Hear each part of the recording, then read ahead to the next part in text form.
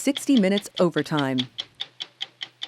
I think the political nature of it makes people shy away from the topic. How so? There's been some criticism that we're enabling, criminals, we're enabling these immigrants that shouldn't be here. What I see is they're becoming Americans right before our eyes, and we will not turn them away, never. This week on 60 Minutes, we reported on the thousands of migrants who have arrived in New York City as part of this massive operation by Texas Governor Greg Abbott to bus migrants released from federal custody along the U.S. Mexico border.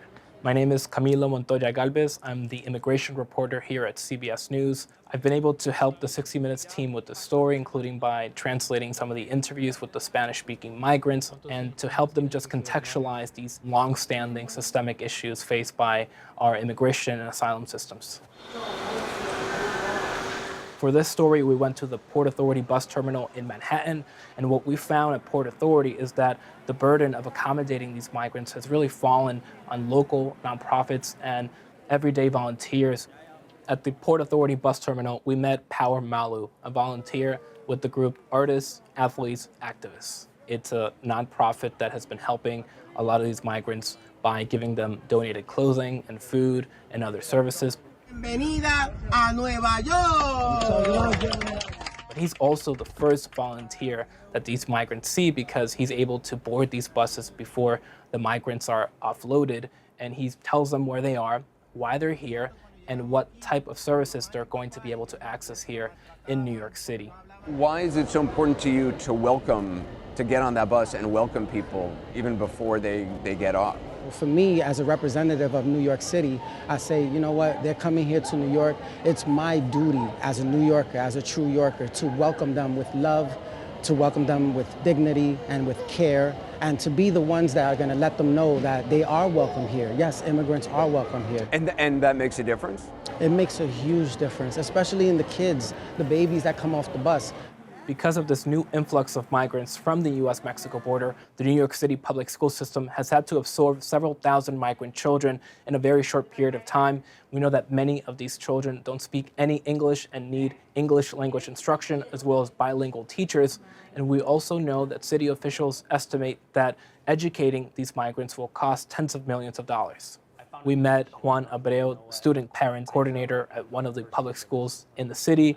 And he has really been leading this impressive effort to recruit immigrant children and to enroll them in schools. He has also been helping the families with laundry services, with hot meals and other basic necessities. So when they need here, especially here in New York, now that the winter is coming, we're looking at like the weather dropping, so coats,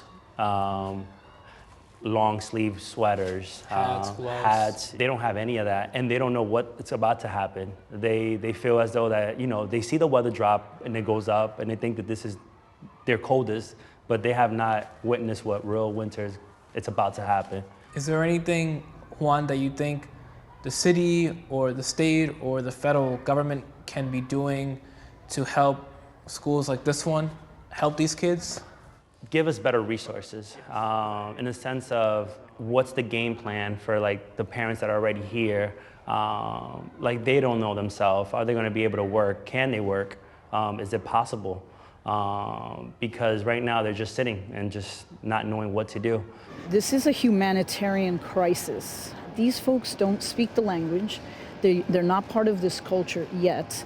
We met Dr. Natalia Russo, the principal at PS 145, a school that has been receiving dozens of migrant children from several countries over the past few months, including from Ukraine, Venezuela, and other Latin American countries. When they're walking down the street, they're hearing white noise. At least the Americans that are in the students in temporary housing, they can navigate. They can go around the city, they know where to go, they know how to do, they go to this agency.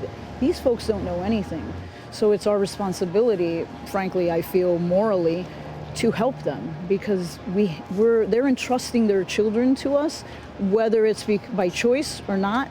They're here. They've arrived. We're helping them. And all we want to do is help them get on their feet.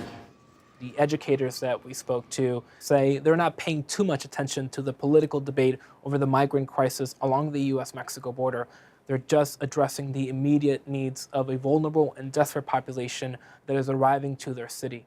I definitely don't think that there's anyone, south of the border that's thinking, oh, let's make this journey because if we do, we can get to PS 145 and they'll help us. I don't think it's that. I think that the level. But in terms of seeing, my kid can have a better life, my child can go to a good school, they can have more opportunities. Right. I mean, I think that's the drive, right? That is what makes these families take on the danger that they're putting their families through.